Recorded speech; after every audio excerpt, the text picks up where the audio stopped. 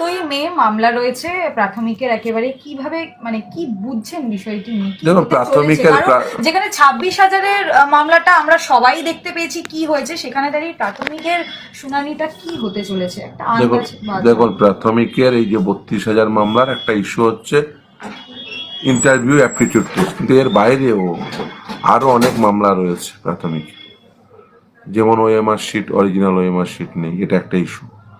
Less meritorious ক্যান্ডিডেটদের চাকরি দেওয়া হয়েছে, এটা একটা ইস্যু। কি হবে এটা পেন্ডিং মামলার বিষয়ে প্রথম কথা বলা যায় না, কিন্তু একটা জিনিস সব পরিষ্কার, প্রাথমিকে পর্বত প্রমাণ দুর্নীতি হয়েছে।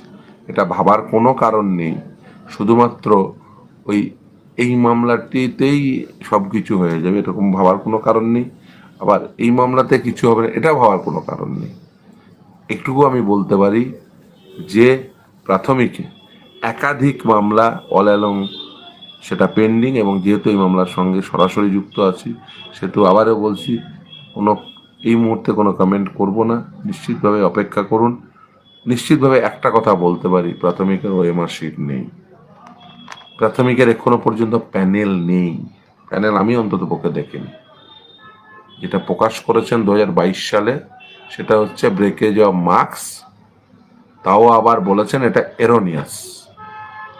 2016 সালের নিয়োগ প্রক্রিয়া, 2022 সালে আদালতের নির্দেশের ফলে যে লিস্ট ছাপান তার পরের দিন নোটিশ দিয়ে বলেন ওই লিস্টটি এরোনিয়াস।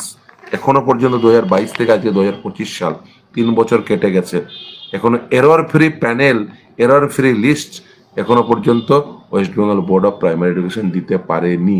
তার মানে বুঝতে পারছেন যে বেসিক্যালি যে নিয়োগ প্রক্রিয়া এখনো পর্যন্ত প্যানেল পাবলিশ করতে পারেননি নিয়োগকারী সংস্থা, রেকমেন্ডেটরি অথরিটি বা অ্যাপয়েন্টিং অথরিটি বা অ্যাপ্রুভাল দেওয়ার অথরিটি, তাহলে বুঝতে পারেন, বুঝে যান যে সেই প্যানেলের পরিণতি কী হবে।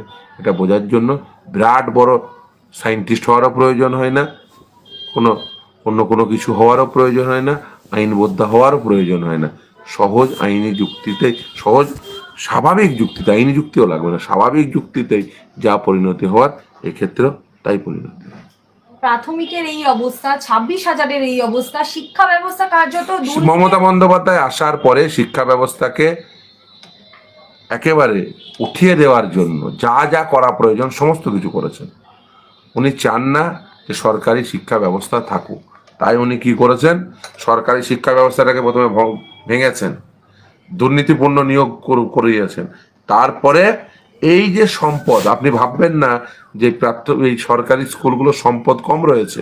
আপনি যদি গোটা রাজ্যব্যাপী সরকারি স্কুল, কলেজ, বিশ্ববিদ্যালয়ের সর্বমোট সম্পদের পরিমাণ ভাবেন, সে সম্পদ মানে কি, জমির দাম, স্কুল বিল্ডিংয়ের মূল্য, তার যে সমস্ত আসবাবপত্র রয়েছে তার মূল্য, যদি আপনি যদি একত্রীভূত করেন তাহলে দেখবেন সেটা কয়েক লক্ষ কোটি টাকা তার সম্পদ মূল্য।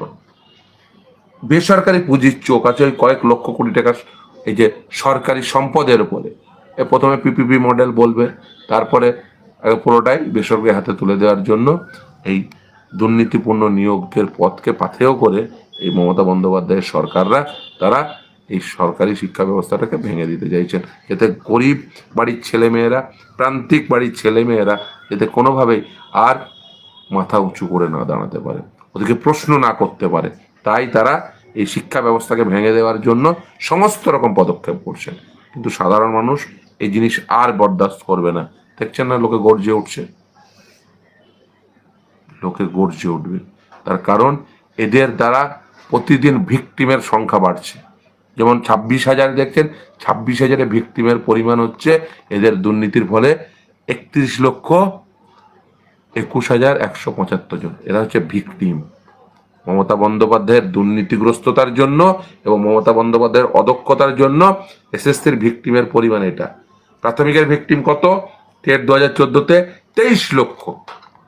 এরা মমতা বন্দ্যোপাধ্যায়ের দ্বারা ভিকটিম, আক্রান্ত, মমতা বন্দ্যোপাধ্যায় যাদের আক্রমণ করেছে সরাসরি তার দুর্নীতির দ্বারা, তার অদক্ষতার দ্বারা।